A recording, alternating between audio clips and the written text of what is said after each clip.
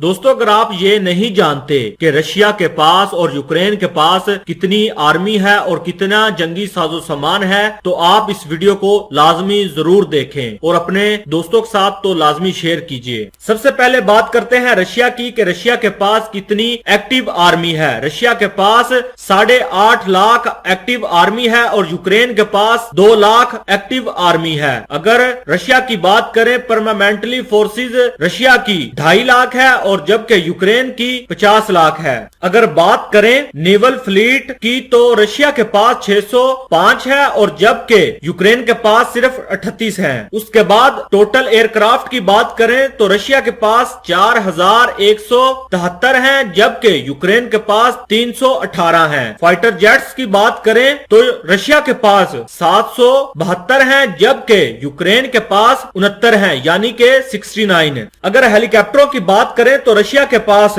इस वक्त 1543 है और जबकि यूक्रेन के पास हेलीकॉप्टरों की तादाद 112 है। और अगर बात करें आर्मी व्हीकल्स की तो रशिया के पास 30,122 है जबकि यूक्रेन के पास 12,303 है। अगर अटैक टैंकों की बात करें तो रशिया के पास 12,420 है जबकि यूक्रेन के पास 2,596 है। अगर हम अटैक हेलीकॉप्टरों की बात करें तो रशिया के पास 544 और जबकि यूक्रेन के पास सिर्फ 34 है।